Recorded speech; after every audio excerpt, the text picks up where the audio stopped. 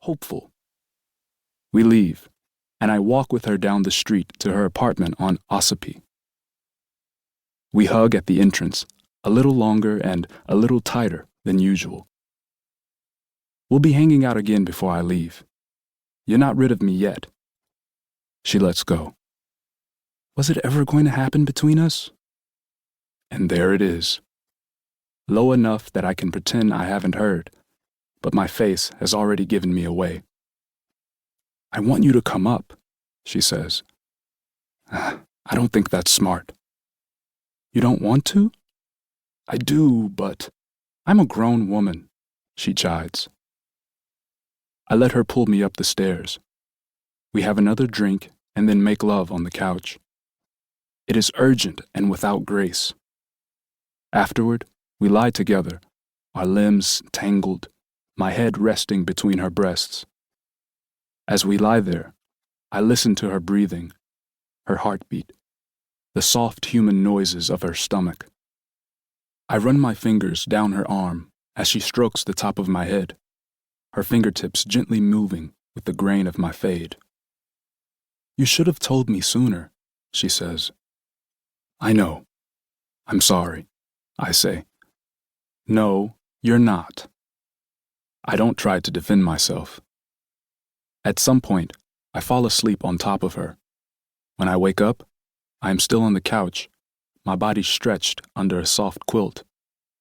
The smell of fried eggs and bacon wafts from the kitchen. Tanya turns when she hears me stir. You know you sleep like the dead? I couldn't even wake you up to get off me. I smile and sit up. I can feel the sweat between my thighs, under my pits, and it is uncomfortable. My clothes are on the coffee table, folded neatly. I'm making breakfast because I'm hungry. But don't think I'm going to be serving your ass. You better get up and get some. I try putting on my underwear under the quilt, but then give up, standing to get it done. Tanya watches, a lustful half-smile on her face. Seriously, she says, I could have dressed you myself without you waking up. When I'm finished, I come over to the kitchen. I give Tanya a hug, but I don't lean in for a kiss. I don't know what this is going to be, and I want to leave the decision up to her. She slaps me on the butt and points to the cabinet with the plates. I do as I'm told and get one for each of us, then pull some bread from the fridge to make toast. Neither of us broaches the subject of the night before. We eat quietly, and I leave. I wait a day before texting her, and she takes several hours before hitting me back. I think I need some time to get over whatever this is. Don't worry, we cool. Okay, I really did have a great time. She doesn't respond. A month later, when I'm getting on my plane, she sends me a goodbye text. Be safe, and let me know when you land.